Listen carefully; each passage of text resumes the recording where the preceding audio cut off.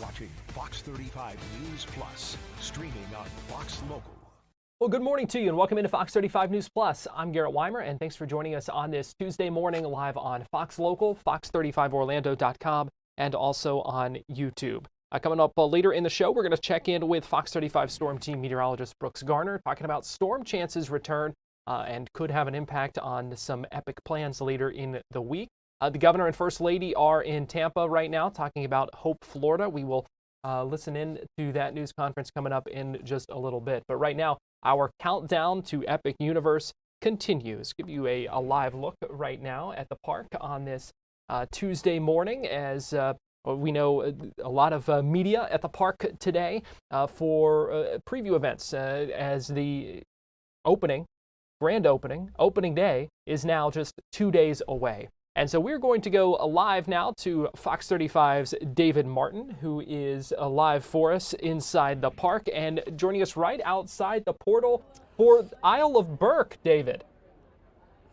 You've been watching this morning, haven't you, Garrett? Good morning to you. Yeah, this is the first time we're broadcasting live inside the park. We're still 48 hours out from the grand opening of Universal's Epic Universe. And what's happening over the next 2 days is what they call media days. 600 plus outlets from all over the world and the country are here seeing the park for the first time, and their faces are fun to watch as they walk in and out of this portal, which is the How to Train Your Dragon Isle of Berk portal. And by the way, this is a celebrity-attended event. We just saw Gerard Butler and a couple of the new up-and-coming stars from the new what do they call that? Real action, live action version of How to Train Your Dragon coming out here in June. We saw the director of that film walk through here, and they're all going crazy because what is typically done with CGI or sets is right here in front of us in the flesh.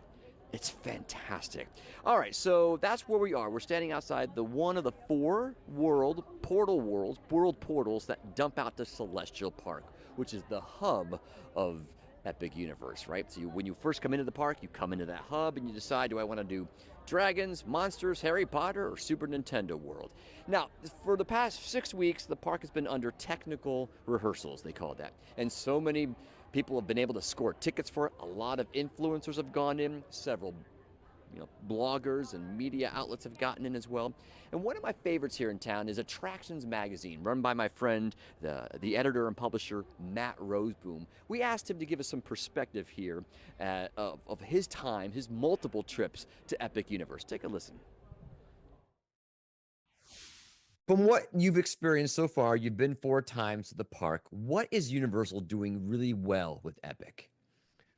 They're doing the details really well. When you go in the land, you're immersed in that land. You go through a portal and you're surrounded by that land, and every little detail from the signs to the lights to the tables and chairs in the restaurants, everything fits in with where you're supposed to be. And conversely, what are areas you think they need to work on as we approach opening day?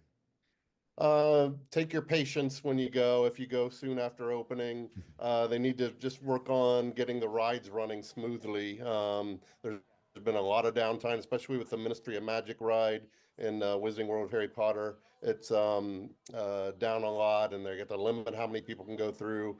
The thing is, all the rides are new here, so it's not just one ride, and you can go ride the old reliable rides. Every ride in the park is brand new. Not to say they're not going to be running, but just expect that 1 or 2 is going to go down during the day. What do you think is causing the rides to go down off and on? They're just brand new, and Universal likes to push the limits on what they do, and they're trying new technology, new things. The Ministry of Magic, for example, it's a brand new ride system. It's kind of combining the Spider-Man ride and Star Tours from Disney together, and just doing that is something they haven't done before. So that's their first time doing it. They got to learn. They got to get it perfected. And it could be some tiny little sensor that gets out of whack, right? And that would shut down the ride for an hour, I presume. Yeah, and there's little things like, I don't know for sure, but I've heard rumors that there's like a foot sensor in the Ministry ride, and if you lift your feet up too long, it stops the ride because it's worried that somebody's jumped out or fallen out, and they just have to perfect that and figure, okay, we can't have this going off all the time. Let's raise the limit on how long you can raise it, or let's put a different kind of sensor in. They just have to learn from their mistakes. crowd management is going to be a challenge, especially on crowded days. What tips do you have for people going regarding that? Big tip, if you don't mind riding single rider, is almost every ride has a single rider line, and it's, cuts the wait time way down. So if you don't mind riding by yourself, you can go in the line with your friend, but when it comes time to get on the ride, you might be set with somebody else. You might end up next to your friend, you don't know. When are we going to be able to get annual passes for this park, Matt? I wish it was tomorrow. I want to go myself. I'm buying ticket after ticket. Um, I, I've heard rumors that it's going to be a year. I don't think it'll be that long. I think it'll be at the latest after summer is over. They might want to get through this summer. It could be as early as, a couple of weeks after opening. It's probably dependent on how busy they are and what they have capacity for. It feels like Universal's kind of limited in the capacity at first to give everybody a better experience. You don't want people to go away saying, "Oh, that new theme park is so overcrowded. I hated it." So I Yeah. think they're limiting a little bit on the tickets. How do you think the executives are feeling right now? I think they're super excited. One of the main executives, Mark Woodbury, was there the other night when I just happened to be walking around. He was just strolling around by himself, and I Wow. went over and talked to him and congratulated him on the park, and he was, ear to ear smiling about it. I think they're happy with it. I think they're happy with what they've created, and they're happy with the buzz that they're getting from most of the fans online. So I hope it's a big success because their success just pushes Disney to do better and SeaWorld to do better, and we all win in the end.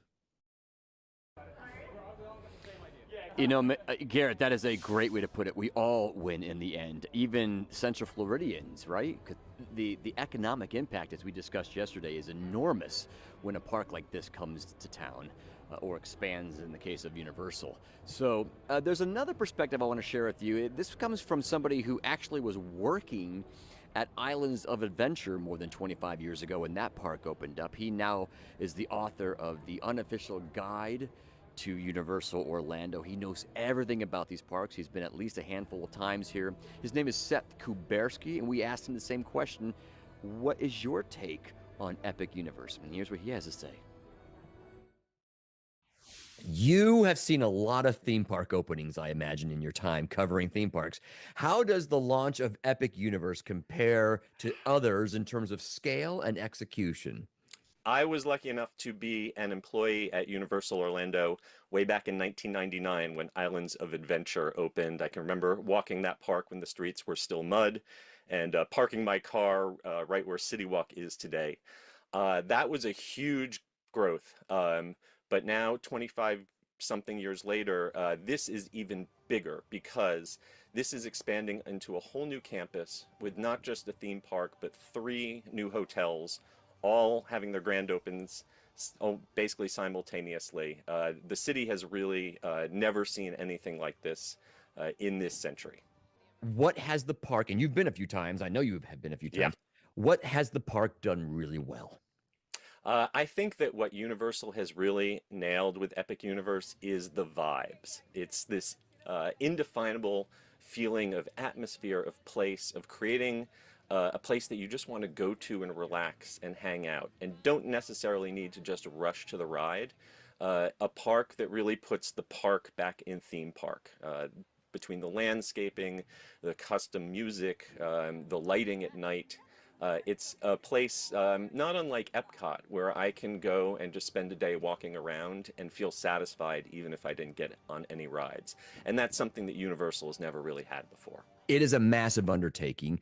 With a park of this size and complexity, it's expected, especially during technical rehearsals, that some of the rides might have hiccups in these days, and they have. We're reading about them online all over the place. But hey, listen, you knew that when you signed that paper going.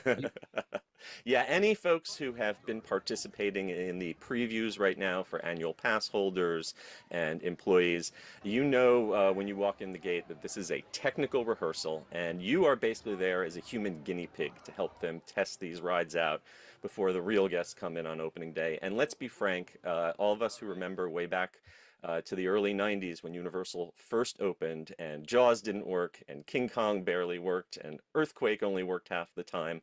This is nothing new for Universal. When you are pushing the bleeding edge of technology, sometimes you get cut. And this same thing happens to Disney too. Those of us who were around when Rise of the Resistance first opened at Star Wars Galaxy's Edge remember tons and tons of downtime. I expect that as these machines break in and the employees get more used to cycling human beings through the machines, things will get more reliable. But if you are going in the first weeks or months of this park, pack your patience. Things will break. Things will go wrong, but you will still be able to have a good day as long as you keep it in perspective, because even a bad day in the theme park is better than the best day at work. All right, Garrett, do you agree with Seth? A day in the theme park is still better than a day at work?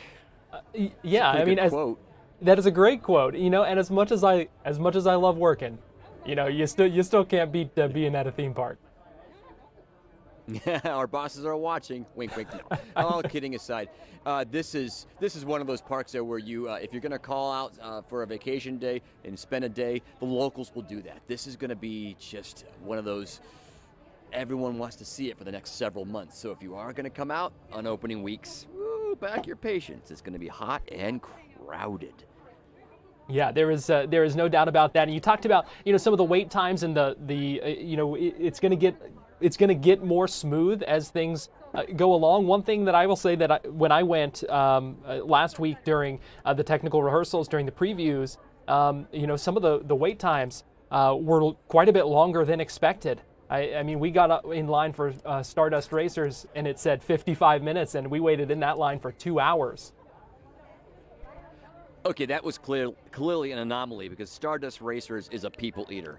And normally the average wait so far has been about 45 minutes max. So you must have just hit a technical rehearsal hiccup, right. Maybe. You know, I did see the Harry Potter ride at one point was up to 300 minutes when they got rid of that virtual queue. That's with maybe 10,000, 11,000 guests in the park, you know, so we clearly aren't even close to the levels they expect on opening week.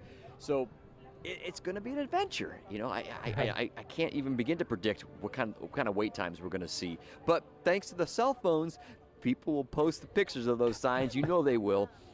Almost as a badge of honor. Hey, we're here in the 600-minute wait for Harry Potter. Right. Yeah, they're braver than I am if they're standing in that line. I'll tell you that.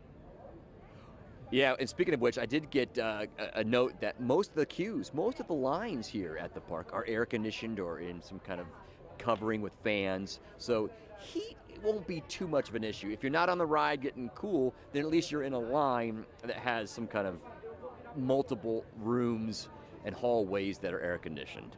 All right. Well, Fox 35's David Martin, we appreciate you joining us this morning right outside the Isle of Berk inside the Epic Universe. Looking forward to talking with you more this week ahead of the grand opening on Thursday. Very good. Take care, Garrett.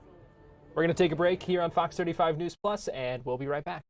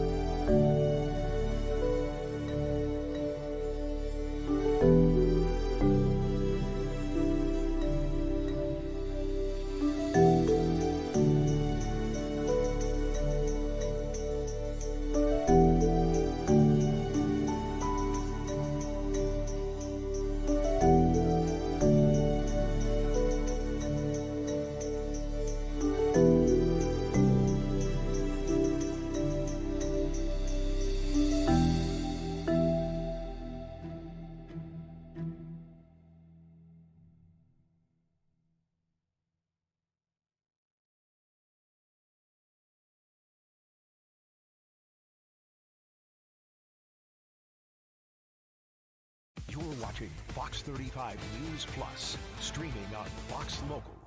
Welcome back into Fox 35 News Plus. This is Governor Ron DeSantis answering questions from reporters right now at the end of his news conference in Tampa. Let's go ahead and listen in live. A collaboration, but ultimately I think we're on the right side of the public on that.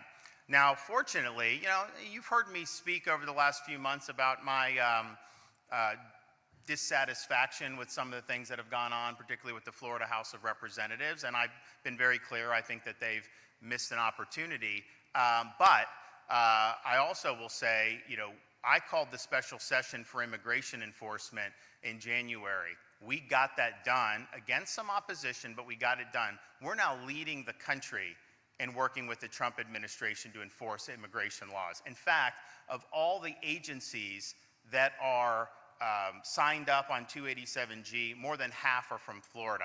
So that's going to be something we're going to continue to do. I think it's really important. I know a lot of people fought us on it, but we need to continue to lead on that and do. So we got that. We also got the reform of the petition process to ensure the integrity of that. I think it's really important. I think it's something that's very meaningful, and that wasn't easy to do. We had a lot of opposition to that, but we were able to get it done. The other thing that I'll be signing soon is relief from the condo crisis. You had people that were going to be forced out of their condos potentially because of legislation that had come down the pike, and I think that that's something that needed to be done. Should have been done in January, but we finally got it done. So we're still getting important things done. Now I will say, when I ran in 22, I laid out the most ambitious agenda in the country, and every single thing I told you I'd do, we've done. 100%, and then some. I mean, you got a bonus on a lot of this stuff. So that's really what it is, over-delivering. We've done that. We're going to continue to do it. There's always more issues that come down the pike, but the things that I promised, I'm happy that we were able to deliver. Thanks, everybody. God bless you.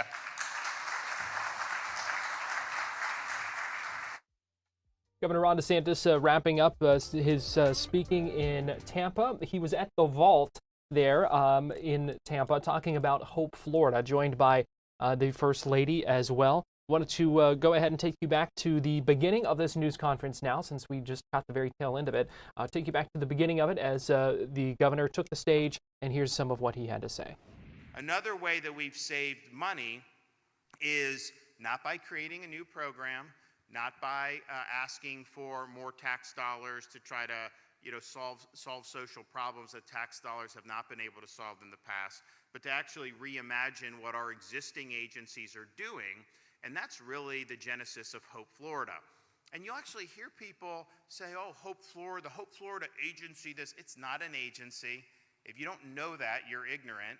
If you're writing that, then you're doubly ignorant, because it doesn't take long to figure this out. It's not a bureaucracy. It's an approach to how government agencies should serve the people that they represent. For too long, you've had agencies, particularly when it comes to means-tested benefits, their job, if you're in one of those positions, is to process benefits, figure out what people are qualified for, get them on benefits, and to try to do that. And I understand that. That hasn't been very successful at really broadening horizons. And so Hope Florida takes that old, outdated approach and transforms it so the folks that are in there now interacting with people in need, their job's not to just try to get them on all these programs, or even the job is in some ways to avoid doing that if you can, but to link them with all the resources that we have in this state exterior to government. And that means the faith-based community, that means the business community, that means the charities, and that means, of course, individuals who do volunteer. So that's the genesis of it, because if you do have somebody in need and the call goes out, and I'll talk a minute about how that happens, the call goes out in the community, if you have a church to come and help a single mom, chances are they're going to have a better chance to get on a pathway to self-sufficiency if it's rather than just interaction with the bureaucracy. If you have somebody that maybe got displaced and needs a place to live, having charities, having some of the faith-based, even having some of the business community involved, that's going to help people more. So there's a lot of resources out there. There's a lot of people that want to help, but a lot of times people in need just don't know where to turn. And so Hope Florida really serves as that nexus to be able to link people in need to the resources that are available throughout society. Now, initially, there was a strong focus on child welfare, as you could imagine, and that's good. And there's been a lot of discussion, and I know the First Lady and I have gone and done events around the state, for a couple years now. And there's naturally a focus on people that are in need of food, in need of shelter, in need of childcare, a roof over their head, all these things. And that's important to meet those immediate needs. But to truly get on a pathway to self-sufficiency, it's not just that you have support from the community and you're not relying on government. And in fact, Hope Florida, there have been 30,000 people that have gotten off means-tested government assistance. That saved the taxpayer over $100 million annually. And I think you have a potential to do even more. So from a budget perspective, this is kind of, honestly, it's the way out of the mess that we have in Washington with how much spending and all the programs, is to transcend some of this stuff so that people have an ability to stand on their own 2 feet. But with Hope Florida, those immediate needs are important. But we also understand, if you can link somebody with the prospect of having stable employment, that is going to be something that is going to be meaningful, not just for the recipients, but also for any dependents that they may have. And that could be a lifetime worth of earnings that can really make a difference. And not everyone has skills to fit the jobs that are available. And Hope Florida does work to link you with the available skills that you can do. But certainly, there are jobs available. There are businesses that want to hire people that work hard, but a lot of times folks don't know where to turn, and they just don't know what's all out there. And so that's really where Hope Florida's partnership between Career Source Florida and the Florida Chamber of Commerce comes in. This partnership has allowed Career Source to identify businesses that are now part of the Hope Florida Employment Referral Network. And as of today, we can announce over 500 employers are offering job opportunities just through the Hope Florida initiative alone. These are companies that have volunteered to work with Career Source to share job openings with Hope Florida participants who are looking for work. Now, as part of their normal duties, Career Source, when Floridians come looking for work, the local workforce boards assist them in that search process. Through this partnership, we can now say all 21 local workforce boards now have Hope Florida liaisons dedicated to helping participants find work and support services quickly and effectively, and these navigators work directly with referred individuals. To date, over 3,000 Hope Florida participants have secured employment, with 87% achieving a wage increase after their first 6 months on the job. So this is a positive pathway forward now for thousands of Floridians, and I think in the future, thousands and thousands of more. We've also, that's kind of how Hope is helping people in need, but that's against a backdrop of our state's initiative since the day I took office to put a strong emphasis on workforce education.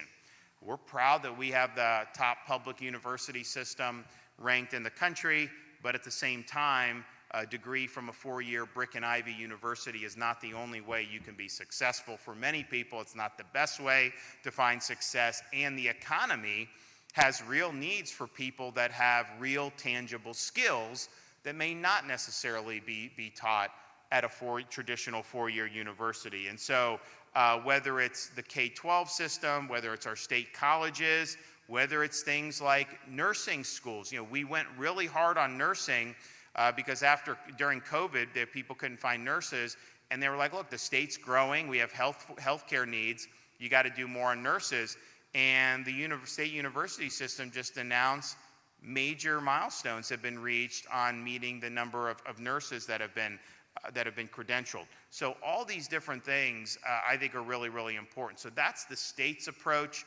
I was told when I was growing up, oh, you got to go to college, you got to go to college, you got to go to college, otherwise you won't be successful. That's just not true. Yeah, obviously, people that go to college do well.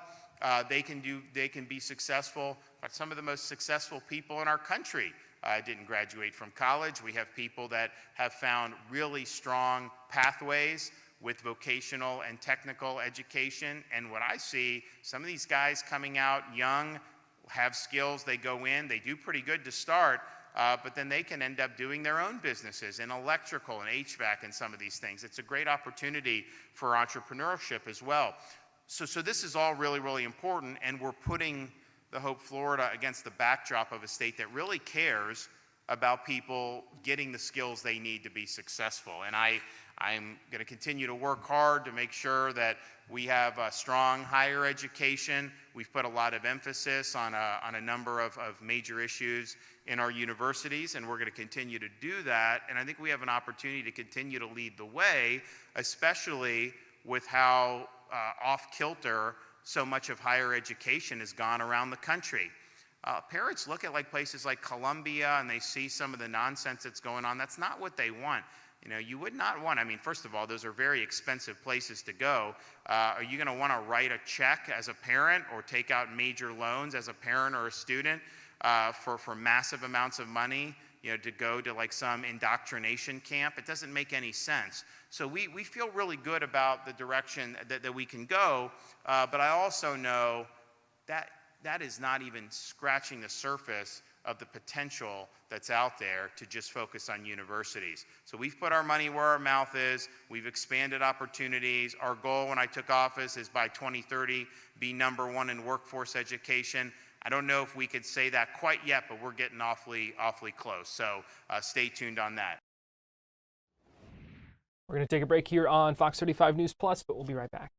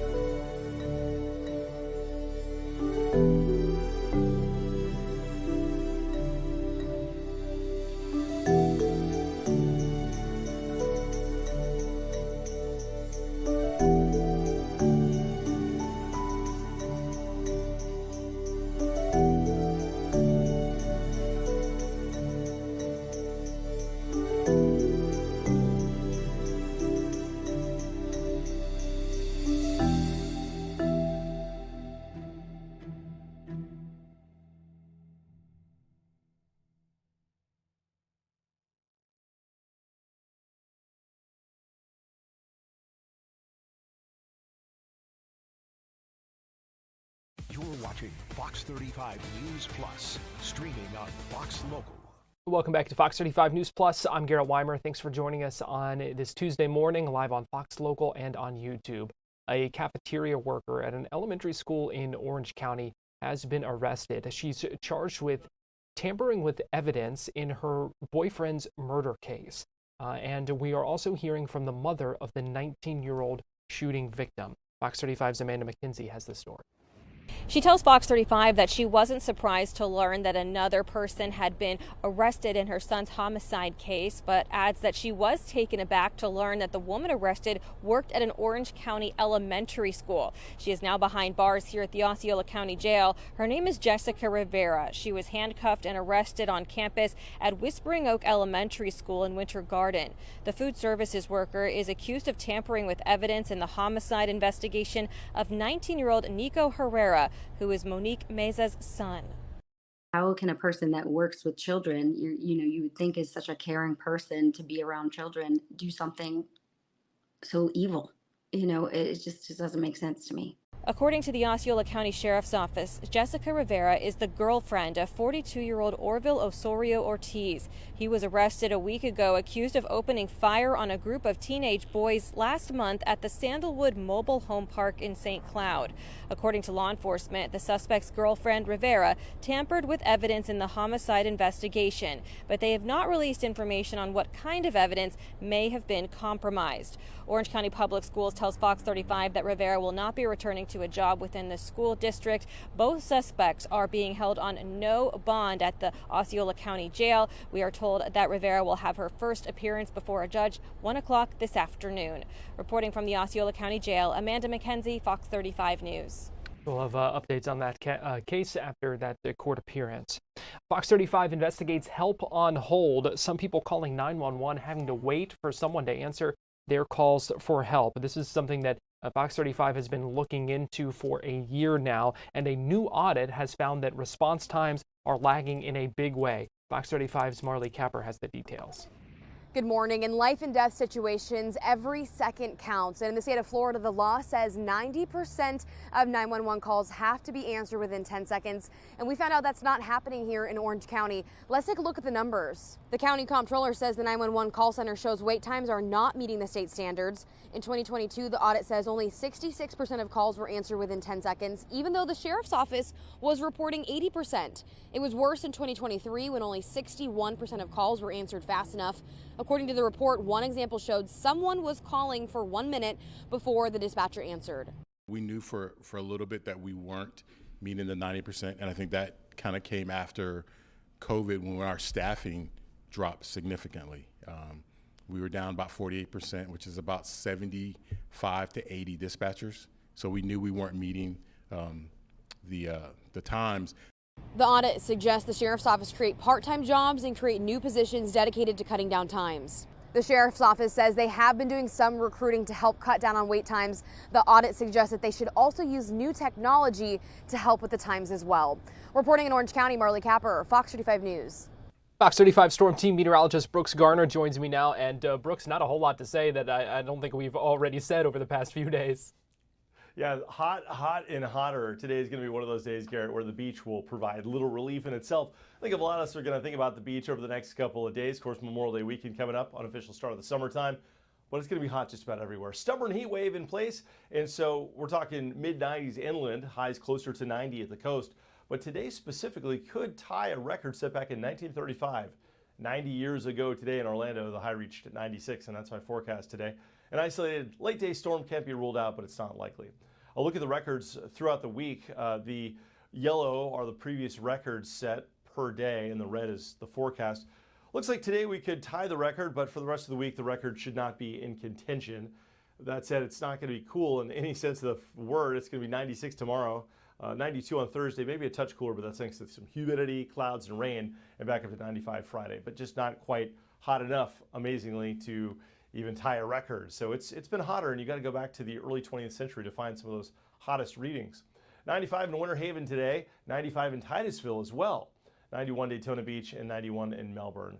75% of Florida residents live within a few miles of the coastline, and the reason is because of the sea breeze, but today the sea breeze will have very little effect. In fact, when the sea breeze does finally kick in later this evening, it may produce a couple of thunderstorms, isolated thunderstorms after 5 p.m., especially east of I-4. You know, yesterday we had a brief thunder shower over the Dr. Phillips area that formed about 8:30 when the Gulf and the Atlantic sea breeze collided. It was just a little bit, but it was enough to produce a few lightning strikes. We may see more of that today, but a little bit farther east. And we got some big storms on the way this afternoon for the Tennessee River Valley, northern Alabama, northern Mississippi, North Georgia, up into Kentucky, more tornadoes. And that system has already produced a lot of severe weather through yesterday, last night, and this morning, and it continues to do so right now with, in the last few hours, tornado warnings east of Memphis. System's going to move southward, so for tomorrow, for Wednesday, it'll set up over the I-10 corridor with a possibility of severe weather, not likely, but a possibility, and a rain from Tallahassee to Jacksonville between 3 and 6 p.m. The front will then progress southward into the Orlando region before it loses steam and it stalls out. But in doing so, it will more likely Thursday kind of focused showers and storms over the region. When before, it looked like it was going to just pass through, leaving us dry for the most part.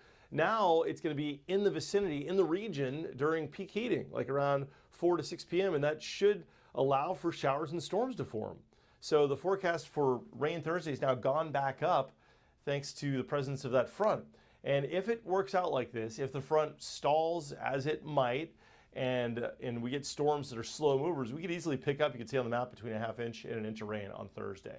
That would be our best rain chance during the work week. But it might also have an impact on Epic Universe's opening day, which is also Thursday for the general public. Temperatures will warm up to about 94 degrees by 5 o'clock, but then a 30% chance for thunderstorms develops. That will be between roughly 2 p.m. and 6 p.m. So make sure you keep an eye to the sky. Look for dark clouds if you happen to be going to the theme parks.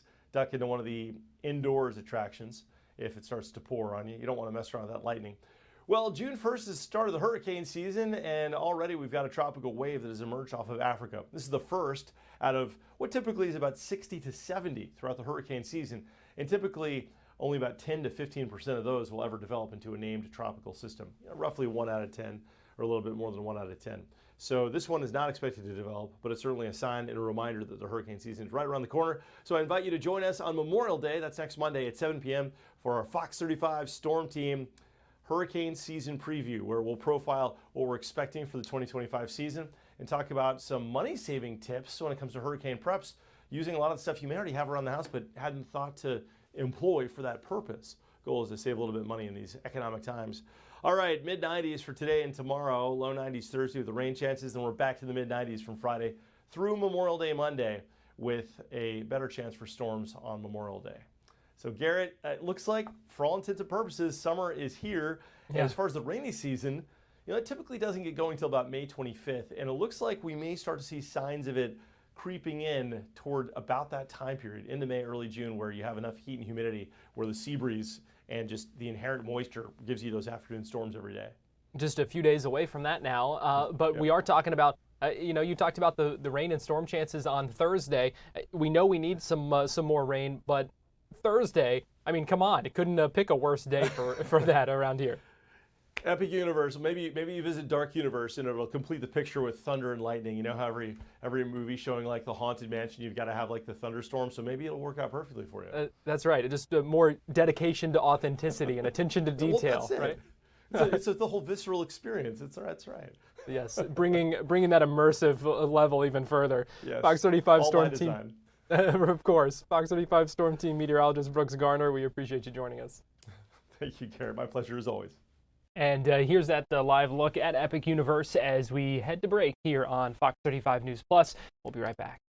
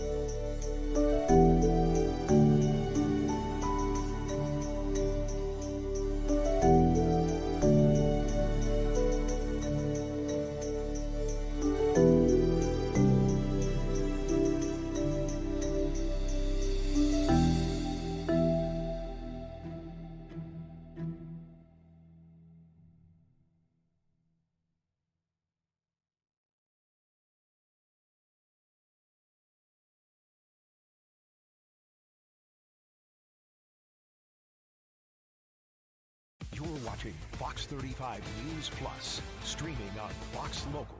Welcome back into Fox 35 News Plus. I'm Garrett Weimer, and thanks for joining us on this Tuesday morning live on Fox Local and on YouTube. Just a little bit ago, we heard from those involved in the Axiom 4 mission, an upcoming mission that will take astronauts from India, Poland, and Hungary to the International Space Station. And it's the first time in more than 40 years that those countries have sponsored space flights. I want to play for you a little bit of the news conference. It's a teleconference that wrapped up just a little bit ago. We're excited to fly Peggy, Shooks, Swabash, and Tibor, and more than 60 research projects to the International Space Station in our 4th Dragon launch of 2025. Every human spaceflight mission is unique, but AX4 is particularly special in that Shooks and Swabash will be conducting the first mission to the space station in history for their respective countries of India and Poland. Additionally, as a woman who's devoted my entire career to the space industry, and with 4 kids of my own, 3 of them daughters, I'd be remiss to not take a moment to highlight Peggy, the Axiom 4 commander. Peggy will become the 3rd person to fly multiple times on Dragon. This will also be her 2nd time commanding a commercial human spaceflight mission, and will add to her standing record for the longest cumulative time in space by an American astronaut, which will have reached nearly 700 days upon completion of this mission. She's also been the commander of the entire ISS not once but twice, has performed 10 spacewalks, and has looked down on Earth from the vantage point of a space shuttle, a Soyuz, a Dragon, and of course ISS. And next week, she'll be inducted into the Astronaut Hall of Fame. All I can say is, wow, Peggy, it's an honor to know you and an honor to fly you again on Dragon in a few weeks. Human spaceflight is core to SpaceX's ultimate mission to make life multiplanetary, and flying crew safely is always our top priority. This mission marks our 53rd Dragon mission, our 15th human spaceflight mission to the space station, and our 48th trip to ISS with Dragon if you include both crew and cargo missions. Another exciting note about this mission is that it's on a brand new Dragon. We're excited to add this Dragon, which will soon get its nickname from the crew, so no spoilers today, to our reliable fleet of crew and cargo carrying spacecraft. Teams are currently completing Dragon's final integration campaign and expect to transport Dragon to our hangar at Pad 39A next week to be mated with the rocket for launch. This will also be the 2nd flight for the Falcon 9 booster supporting this mission, which previously launched a Starlink mission a few weeks ago, which is crazy to hear myself say. I still personally remember years working at SpaceX before landing rockets had ever been done, and how wildly excited we were when we first successfully landed our first one, and then our 2nd, and then our 3rd. I still remember the first time we flew a rocket for its 2nd space flight. And when we first started refurbishing and reflying rockets, it would take us months to get through all the hardware inspections and maintenance to be ready to fly again. But here I am nonchalantly saying this rocket flew 24 Starlink satellites to space a few weeks ago, and it's ready to fly again in a couple weeks to take 4 humans to the International Space Station. The pace of progress and innovation here is extraordinary. As always, NASA, SpaceX, and Axiom work closely to ensure that all teams and hardware are ready to fly. Hundreds of tests and inspections have already been completed throughout the build and integration process. The crew has completed rigorous training to certify them for their spaceflight, as Dana mentioned, and multiple flight readiness reviews lie ahead in the coming weeks prior to launch. All of these are opportunities to step back, review the data, look closely at the hardware, and mitigate any risks with the utmost rigor to ensure safety and reliability. Right now, we're targeting Sunday, June 8th at 9:11 a.m. Eastern for launch, but in the coming weeks, as we complete final reviews and keep an eye on the weather, we'll let you know any adjustments to that plan.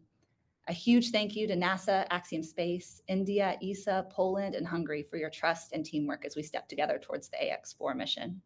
Thank you, Alexis. Thank you. Next up is Sadish Balan, who is the project director for the Indian Space Research Organization.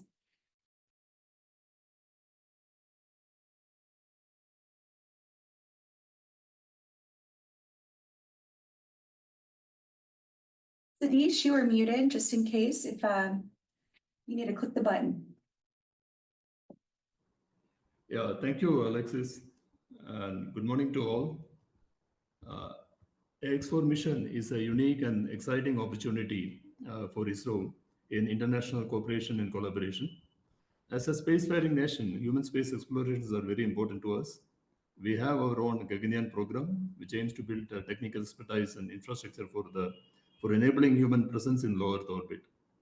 The experience and know-how from AX4 mission are significant to us, and that would feed into our Gaganyaan program.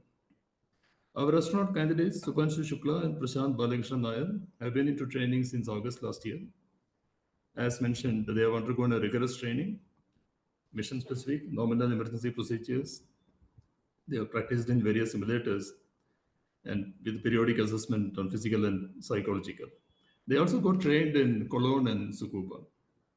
Shubhans will be doing a number of microgravity experiments on board. There are 7 from India. He would also be participating in other human research program experiments. In addition, there are a couple of STEM demonstrations and lay outreach events to benefit students' community. This mission has generated a lot of interest in India. There are new domains associated with the human space program. They're multidimensional and diversified. It's like space medicine, physiology, biomedical instruments, training, and microgravity experiments. They all have a good potential for growth.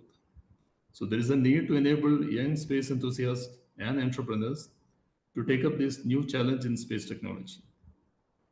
We believe that the missions like AX4 would motivate our young minds to be passionate about space technology.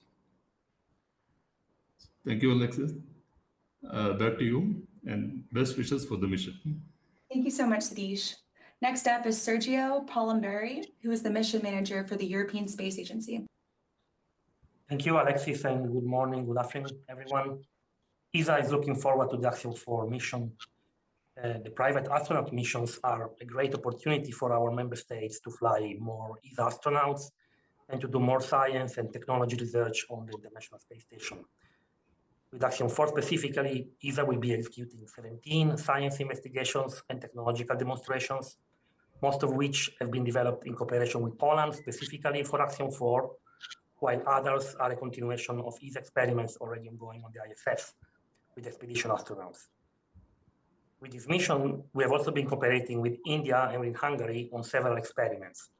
We are supporting them for the integration and the execution of some experiments, and our respective astronauts will execute each other's science. So we have a collaboration that will further increase the science output, both for ESA and for them. And we also have an ambitious education program with several STEM demonstrations and in-flight calls. And like every previous ESA astronaut mission, we think that the mission will inspire the new generations to pursue STEM subjects and maybe space exploration for their career. Thanks, Alex. Thank you, Sergio. Next up is Alexandra Bukola, who's the project manager and head of strategy and international cooperation for the Polish Space Agency. Thank you, Alexis. Good day, everyone. I'm sorry, I'm in the airport, actually working on more on the exploration. But what I wanted to highlight is that this is a very important mission for Poland. Since 47 years, this is the first time our astronaut will fly, and this is the first time he will fly to the ISS. But it's not only about the flying the astronaut, but it's more about the science. So we are launching 13 Polish experiments to the ISS in a close cooperation with ESA. And here I want to give a big compliments to ESA for all the support we have obtained. It wouldn't be possible without ESA support to launch so many Polish experiments and after so many years. As Sergio already mentioned, we also have a rich educational program, which is very important to us as this mission is perceived as one of the important milestones to gain the attention and raise the awareness about science and STEM sciences within the Polish society. That was at some of that news conference just a little bit ago. Again, here's a live look from our Space Coast here, from our Launch Credit Union camera. We know that launch is set for a little after 9 a.m. coming up on June 8th. We're going to take a break here on Fox 35 News Plus, but we'll be right back in 2 minutes.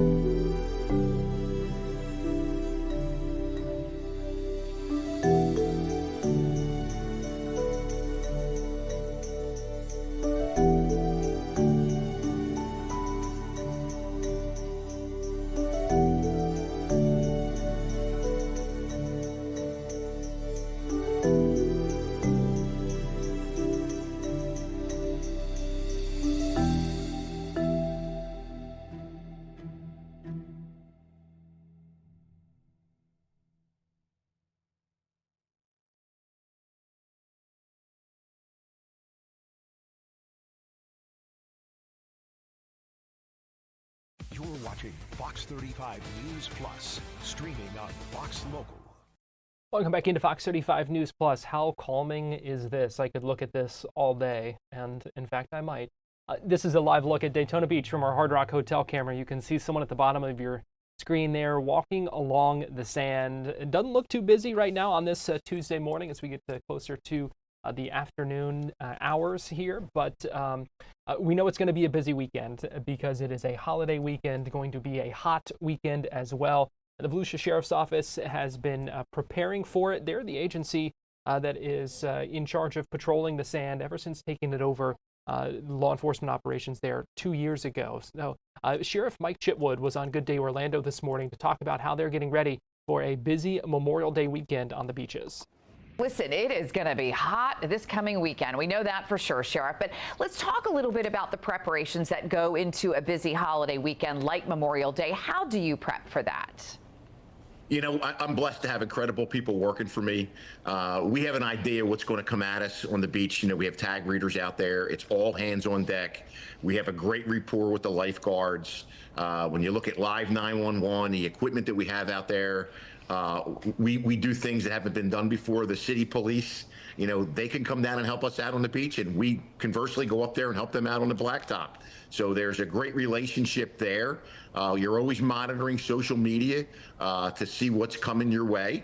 And, you know, the two things you can't control are the weather and the tides. Right. That's what you have to be aware of if you're coming out to the beach. You mentioned a couple things that we should explain to viewers. Talk to us about the tag readers that you just mentioned there and live 911. What are those two things and what do those mean? Yeah, the county is ringed in tag readers. You can't get in or out of this county without your tag being scanned. So if your driver's license is suspended, if you're wanted for murder, it's going to alert us. Live 911 is a new system that we have. When you call 911 and you're talking to the call taker, the deputies in that area actually hear that call before it's ever dispatched. Sometimes we get a 4-minute jump on those calls. Last year, lifeguards and deputies probably saved close to a dozen swimmers who were in distress because of that live 911 call. The deputies were able to alert the lifeguards immediately, and they were able to get in the water and save folks. And you know, if you're drowning, 3 to 4 minutes is a long time. Amen. Yeah, it's the difference between life and death, that's for sure. Sheriff, 2 years ago, the governor signed into law, you know, making basically the county, you guys, in charge of law enforcement on the beach, which got rid of beach patrol law enforcement, essentially.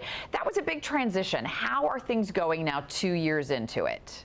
Yeah, I will tell you from my perspective and the overwhelming input that I get from visitors and the community and the businesses is they love it.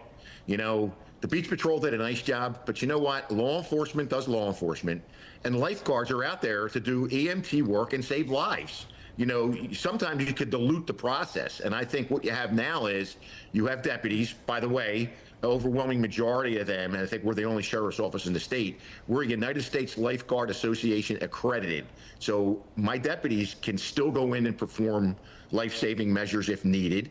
The lifeguards can focus on what their main calling is, which is keeping swimmers and bathers safe. And I think it's been a win-win. Our activity has been through the roof. When you look at tickets, narcotics arrests, gun seizures, you know, traffic enforcement, and things spring break. Those things didn't happen in my 20 years here, where you had that seamless cooperation with the cities and with the deputies on the beach. I think that has been the win-win. Sheriff, most common crimes on the beach that you want people to be aware of. I always hear you talk about blanket bandits. I know that's one for sure. Yeah, that is definitely one. It just seems that people, and a majority of them are from out of state. They're in these beautiful settings, and they go up, they leave all of their valuables on the beach blanket, and they head into the ocean. And when they come back, the stuff is gone, and we're constantly running undercover operations. Unfortunately, we do attract nefarious characters up there. Domestic violence is surprising. A little bit of alcohol, and next thing you know, you're involved in a domestic violence dispute. And I think sooner or later, the county's going to have to do something with these e-bikes. Yeah. We've already had 2 incidents up there where people have suffered broken legs because you have these knuckleheads that think they're out on the Daytona International Speedway when they're on the sand, and it's causing problems. Well, thanks for joining us this morning here on Fox 35 News Plus. We'll be back at 2 o'clock with Florida Live, and then at 4 o'clock with Fox 35 News Plus. So keep it here on Fox Local, and have a great